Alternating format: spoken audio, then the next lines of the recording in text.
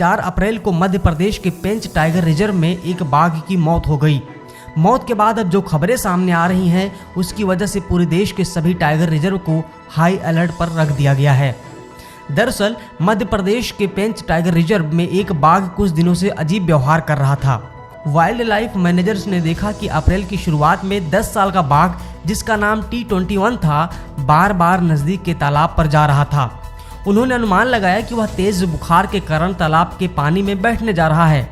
इसके बाद रिजर्व के कर्मचारियों ने उसे एंटीबायोटिक्स दी। इसके बाद भी उसकी हालत में किसी तरह का सुधार नहीं हुआ। इसके बाद 4 अप्रैल को तालाब के नज़दीक ही उसकी मौत हो गई। शुरुआत में अनुमान लगाया गया कि उसकी मौत श्वसन तंत्र की अनजान बीमारी के कारण हुई। उसके फेफड़े में इन्फेक्शन था। हालांकि बाघों के फेफड़े में इन्फेक्शन सामान्य बात मानी जाती है, इसीलिए उन्होंने उसको बहुत ज़्यादा तवज्जो नहीं दिया। लेकिन 6 अप्रैल को यानी कि भारत में बाघ की मौत के 2 दिन बाद न्यूयॉर्क के ब्रॉन्क्स जू में एक बाघिन के कोरोना पॉजिटिव पाए जाने की खबर सामने आई। इसके बाद से अब पेंच टाइगर रिजर्व में हड़कंप मच गया है। पेंच अभयारण्य के अधिकारियों ने देश भर में मौजूद सभी टाइगर रिजर्व को हाई अलर्ट जारी कर दिया है। कहीं भारत के बाघों तक तो नहीं पहुंच गया कोरोना वायरस। बाघ की मौत के बाद अब भारत की वाइल्ड लाइफ में मचा हड़कंप। नेशनल टाइगर कंजर्वेशन अथॉरिटी यानी कि NTCA के डॉक्टर अनूप कुमार नायक का कहना है कि कोरोना वायरस वन्य जीवों के लिए बहुत खतरनाक साबित हो सकता है। हमें नहीं पता कि भविष्य में क्या होगा, लेकिन हम हर तरह के एहतियाती मानक अपना रहे हैं ताकि बाघों को हर हाल में बचाया जा सके। वहीं न्यूयॉर्क टाइम्स में छपी रिपोर्ट के मुताबिक NTCA और पर्यावरण व वन मंत्रालय ने देश के सभी राज्यों के नेशनल पार्क रिजर्व के वाइल्ड लाइफ वार्डन के लिए सुझाव जारी किए हैं। इन वार्ड्स से कहा गया है कि लोगों के घूमने आने पर पाबंदी लगाई जाए, साथ ही बाघों की निगरानी बढ़ाकर ये देखा जाए कि उन्हें श्वसन तंत्र से संबंधित कोई समस्या जैसे नाक बहना, खांसी या सांस लेने में तकलीफ जैसी कोई लक्षण तो नहीं है।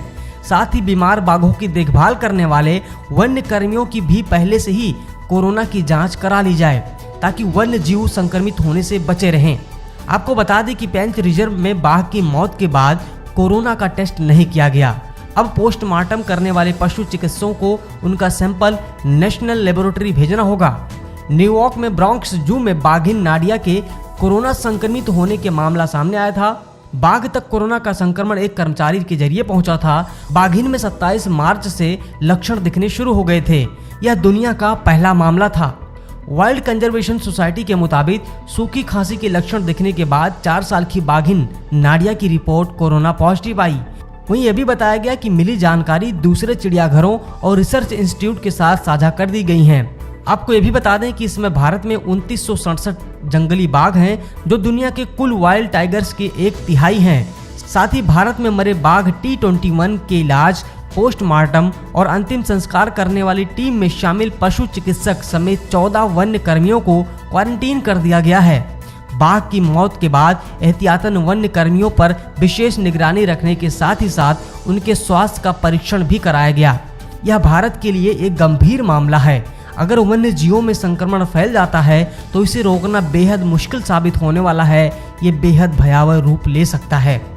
आपको ये जानकारी कैसी लगी हमें कमेंट करके जरूर बताइए।